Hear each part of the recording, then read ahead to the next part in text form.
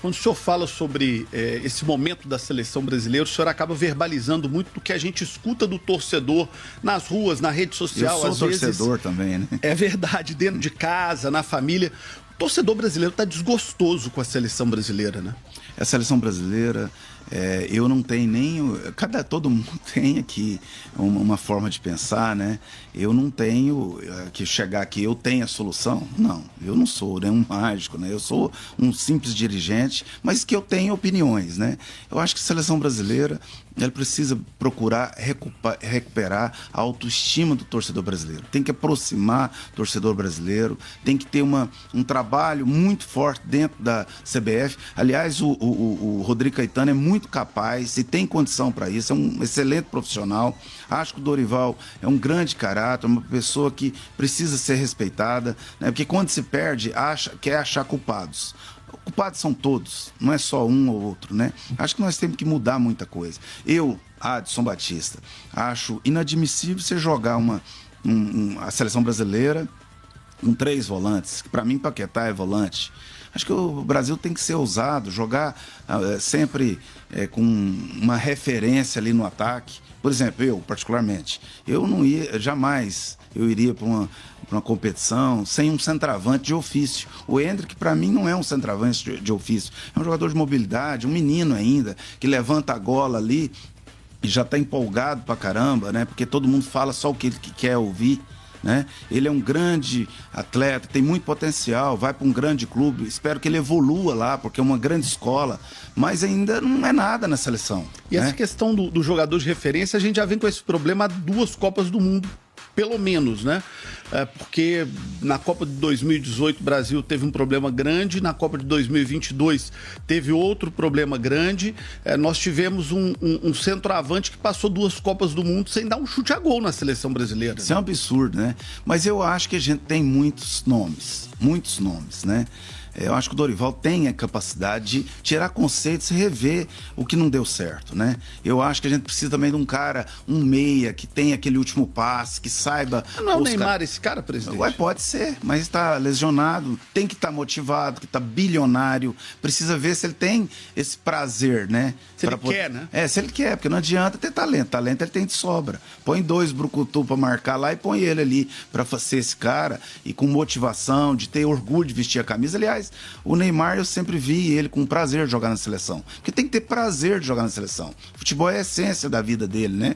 Eu gosto muito tecnicamente, mas eu acho que a gente tem que fazer grandes reflexões. Não dá para o Brasil jogar tão pouco pro lado, jogadores assim, parecendo que tá ali fazendo favor. Não pode, tem que mudar essa filosofia. Isso é minha opinião. Eu tive recentemente aqui no programa com o novo dono da SAF do Cruzeiro, Pedro Lourenço, e ele de maneira muito sincera disse que não acredita num título da seleção brasileira na Copa de 2026 nos Estados Unidos, México e Canadá.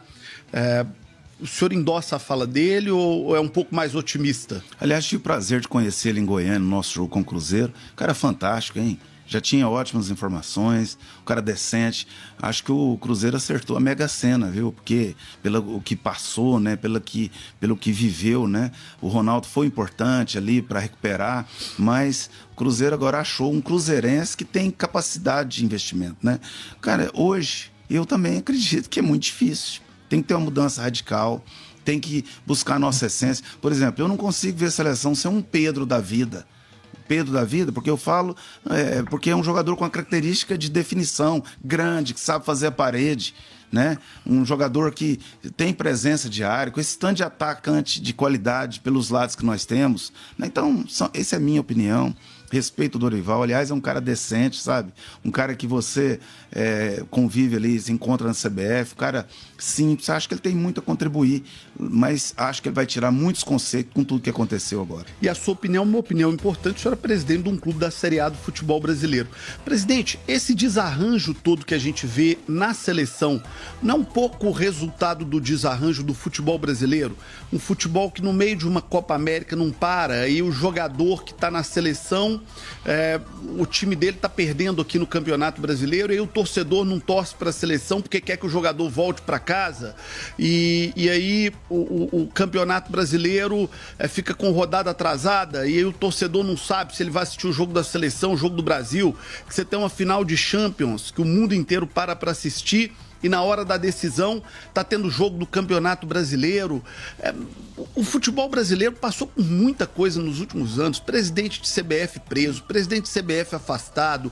Hoje o próprio presidente da CBF, não aqui fazendo juízo de valor da pessoa dele, mas ele tá ali por uma liminar. A gente não sabe se semana que vem ele será ou não presidente da CBF. E repito, não faço aqui juízo de valor, apenas uma análise do que está acontecendo.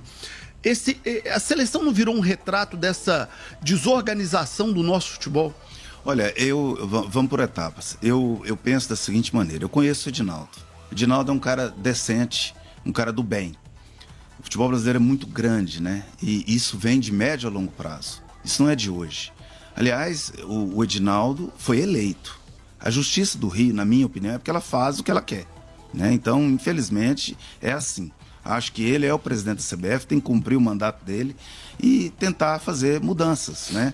Ele não teve nenhum problema de ordem, de prisão, como aconteceu com os anteriores, né? Que isso para o Brasil, para o futebol brasileiro, é uma vergonha, né? Não é só prisão, por desvios de conduta, né? Isso é um absurdo, né? Então, ponto. O Edinaldo...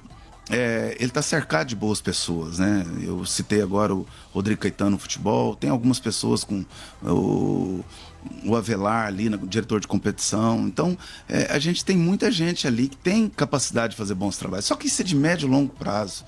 A mudança, ela não é do dia para a noite. Então, são muitas coisas que refletem. Eu vou te falar mais outra coisa dentro da sua pergunta. Hoje, se tiver Campeonato Brasileiro, jogo da seleção, eu assisto o jogo do Campeonato Brasileiro.